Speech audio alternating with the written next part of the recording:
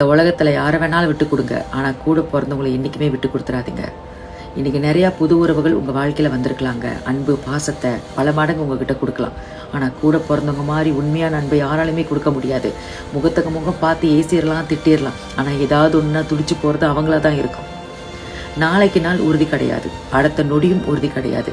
திடீர்னு இன்னைக்கு சண்டை போட்டுக்கிறோம், அடிச்சுக்கிறோம், வார்த்தையை மாற்றி மாற்றி விட்டுக்கிறோம். அடுத்த நொடி ஏதாவது ஒன்று ஆயிடுச்சுன்னா, இறந்தே போயிட்டாங்கன்னா எப்படிங்க உட்காந்து அழுவீங்களா? வந்து மறுபடியும் பேசுங்க, என்னை மன்னிச்சிருங்கன்னு சொல்லிட்டு ஒன்றுமே பண்ண முடியாதுங்க. அதனால் இந்த கசப்பான நினைவுகள் உங்கள் மத்தியில் போய்கிட்டு இருக்கா, தூக்கி போடுங்க. எவ்வளையோ நல்ல விஷயங்கள் நடந்திருக்கோம். ஒரு நிமிஷம் உட்காந்து கண்ணை மூடி யோசிச்சு பாருங்கள். ஒற்றுமையாக சேர்ந்து எவ்வளவு நல்ல விஷயங்களை பற்றி பேசியிருந்திருப்போம், உட்காந்து சிரிச்சிருந்திருப்போம். அதுக்கு முன்னாடி இப்போ நடந்துட்டு இருக்கிற பிரச்சனைகள்லாம் தூசி மாதிரி தூக்கி போடுங்க. இந்த ஒரு ஜென்மம் மட்டும்தான் இந்த பிறப்புகள் எல்லாமே. அடுத்த ஜென்மம்ன்றது யாருக்குமே உறுதி கிடையாது. குடும்பத்துக்குள்ளே அடிச்சுக்கிட்ட என்னங்க ஆகிறது? நம்ம பெற்றவங்க மனசு எவ்வளோ பாடுபடும், அதே கொஞ்சம் யோசிச்சு பாருங்கள். அதனால் முடிஞ்ச அளவுக்கு மன்னிப்போம், மறப்போம். என்ன நடந்திருந்தாலும் பரவாயில்லைங்க. வெளியாளுங்க நம்மளை செய்கிறத விடவா நம்ம கூட பிறந்தவங்க நம்மளை செஞ்சிட போகிறாங்க? பரவாயில்லைங்க. அண்ணன் தம்பி அக்கா தங்கச்சி யாராக இருந்தாலும் சரி, இந்த நிமிஷத்தில் பேசாமல் இருக்கீங்களா?